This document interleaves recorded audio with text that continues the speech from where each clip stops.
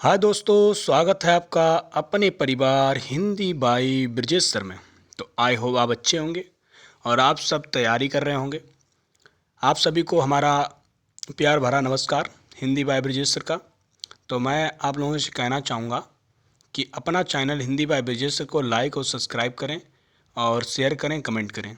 आज मैं आप लोगों के लिए बताने वाला हूँ, जैसे अभी आपका यूपी टेट का एग्ज़ाम 2021 वाला, मतलब अब 21 वाला जो था वो जनवरी में 22 में होगा मेरे भाई। 23 जनवरी को कन्फर्म हो गया है। तो आप लोग तैयारी करते रहिए। यूपी टेट की डेट क्लियर हो गई है। जो अभी रिजेक्ट हुआ था फॉर्म, जो परीक्षा भी रद्द हुई थी, उसी का री एग्ज़ाम 2021 को होने वाला था, लेकिन अब 2 दिसंबर में होने वाला था, वो नहीं हो पाया। अब जनवरी में है, 23 जनवरी को होगा मेरे भाई। तो आइए बात करने वाले हैं आज सर्वनाम की। तो मेरे मित्रों, आज मैं सर्वनाम की चर्चा करूंगा, तो देखते रहिए। सर्वनाम की चर्चा करने वाला हूँ। तो मैं बात करता हूँ कि सर्वनाम किसे कहते हैं। सर्वनाम दो शब्दों के मेल। सर्वनाम किसे कहते हैं मेरे दोस्त? सर्वनाम किसे कहते हैं? तो देखिए, सर्वनाम दो शब्दों के मेल से बना। सर्व और नाम। सर्व यानी सब और नाम यानी नाम वाले शब्द। वह विकारी शब्द जो संज्ञा के स्थान पर प्रयुक्त हों उसे हम सर्वनाम कहते हैं। सर्वनाम क्या है? एक विकारी शब्द। क्वेश्चन आता है कि सर्वनाम विकारी शब्द है या नहीं, तो आप तुरंत ऑप्शन में लगाइएगा विकारी शब्द है। रूढ़, यौगिक और सब दे रखे होंगे देश विशेष, तो आप विकारी शब्द में लगाइएगा। उदाहरण देख लिए, मैं और हम, हमारा, तुम, तुम्हारा, आप, वह, यह, कौन, क्या, कब इत्यादि, ये सब क्या है? ये आपके सर्वनाम है मेरे दोस्त। सर्वनाम के कितने भेद होते हैं उनके बारे में भी लिखा है। तो सर्वनाम के भेद के बारे में बहुत बार चर्चा होती है मेरे मित्र। तो देखिए, सर्वनाम के जो भेद होते हैं आपके, सर्वनाम के भेद हैं आपके। सर्वनाम के 6 भेद हैं।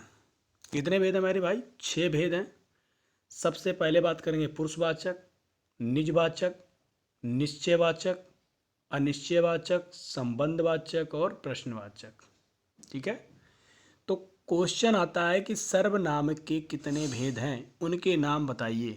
सर्वनाम के 6 भेद हैं, जिनके नाम निम्नलिखित में आपको बता रखे हैं मैंने। 6 भेद ये हैं आपके: पुरुषवाचक, निजवाचक, निश्चयवाचक, अनिश्चयवाचक, संबंधवाचक और प्रश्नवाचक मेरे दोस्त। तो आई होप आपको पढ़ने में मज़ा आ रहा होगा।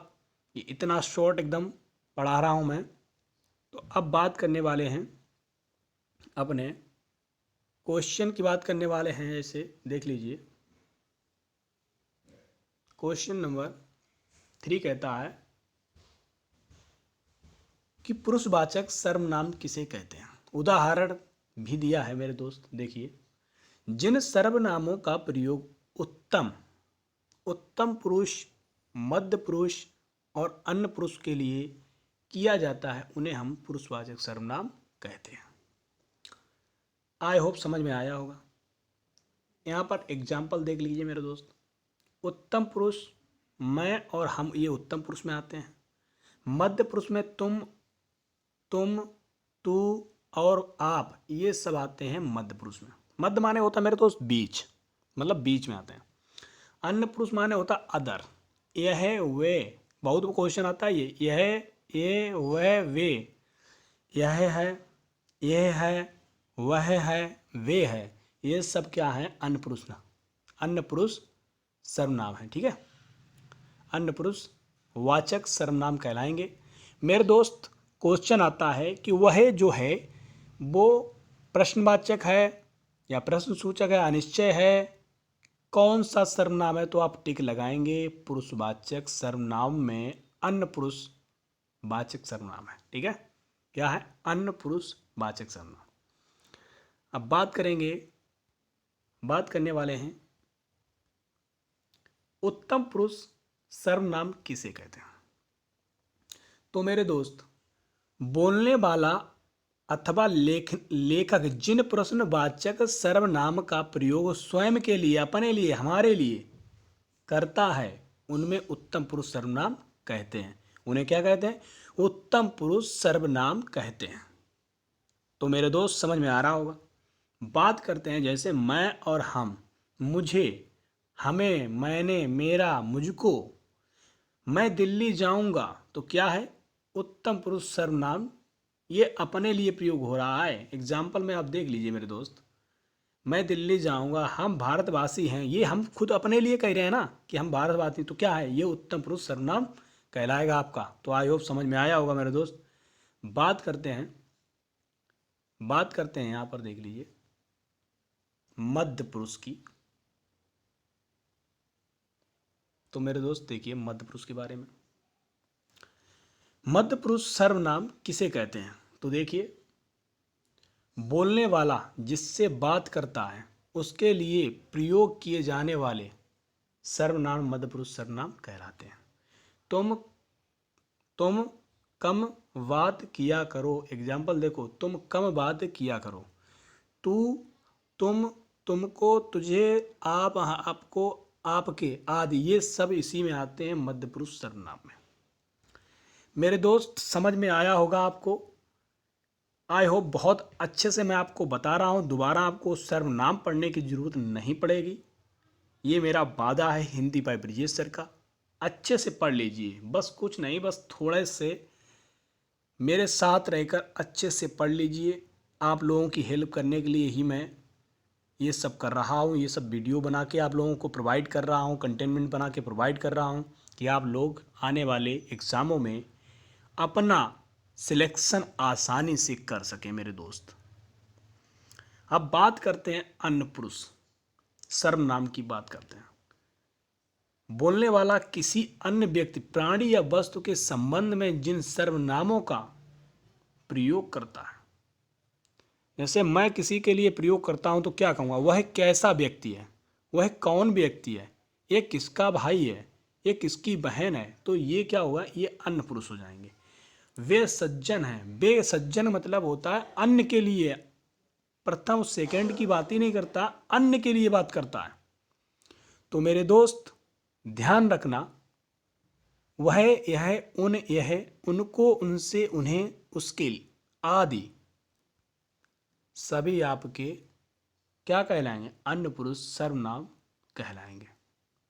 अन्य पुरुष सर्वनाम वाचक कहलाएंगे। बात करते हैं निश्चयवाचक।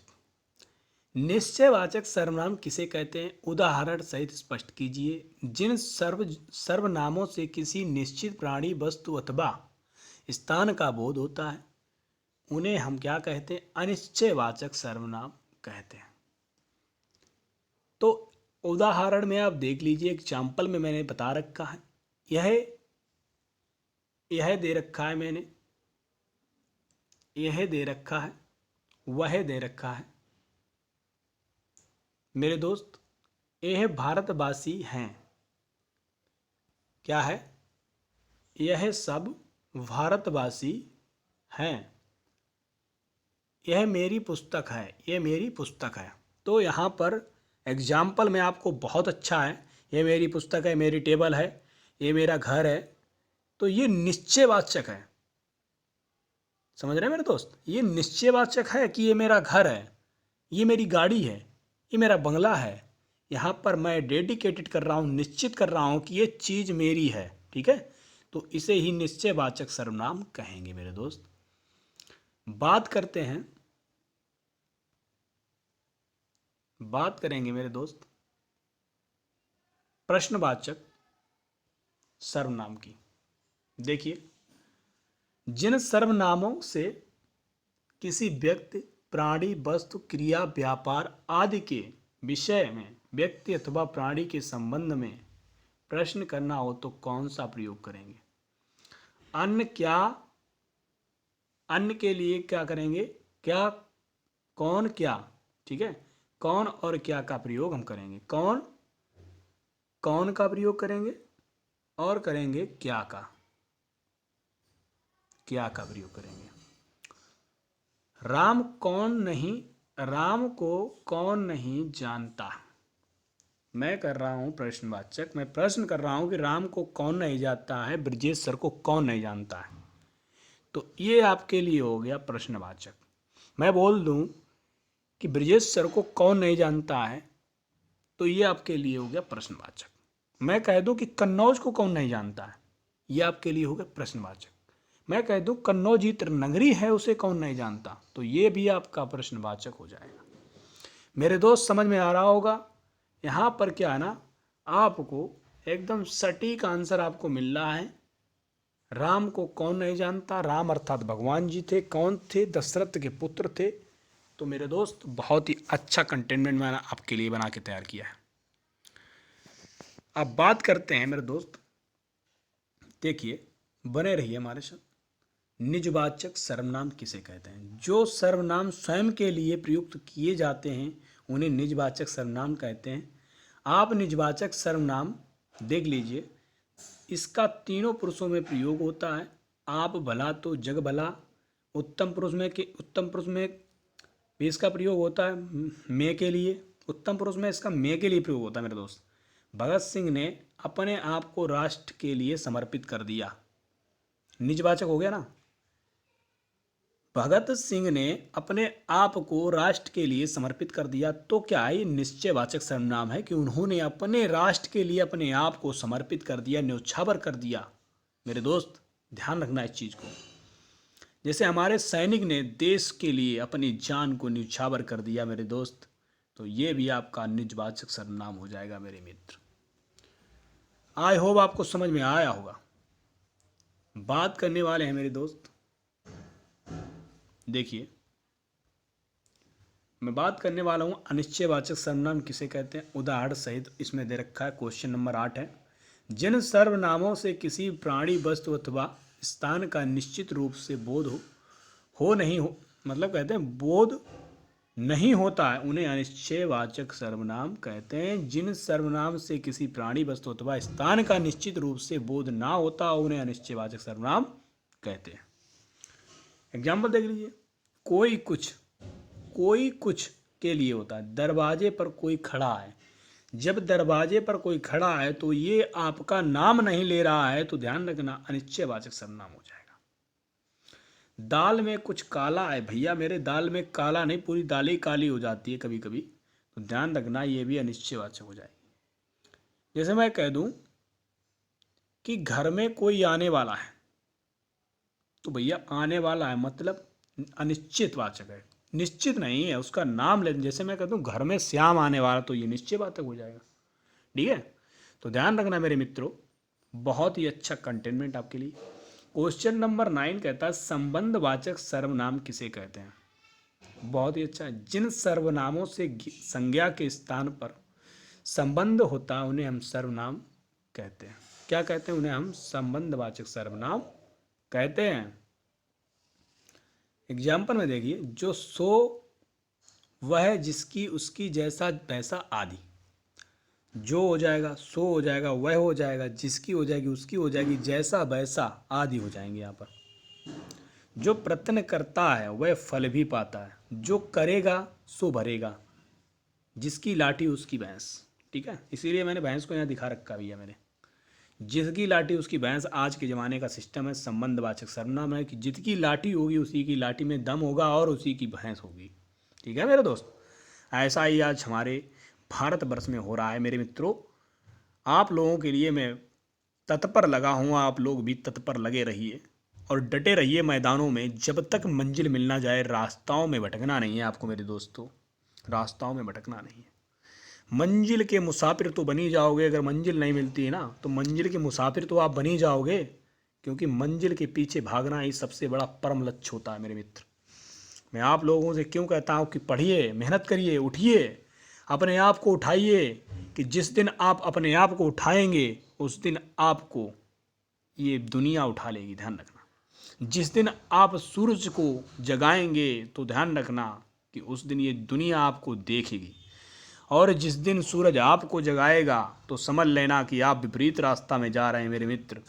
सूरज से पहले उठना सीखो, सूरज से पहले जागना सीखो, सूरज से आने के पहले आपको अध्ययन करना चाहिए, गहन अध्ययन करना चाहिए मेरे मित्र। मेहनत करिए, अपार मेहनत करिए। जिंदगी बहुत ही कठिन है मेरे दोस्त, जिंदगी बहुत ही कठिन है, पर कठिनाई उन्हीं को लगती है जो मेहनत करने से टकराते हैं, मेहनत करने से भागते हैं। ध्यान रखना मेरे मित्रों, मेहनत करिए दबा के, आइए बात करते हैं, बात करेंगे।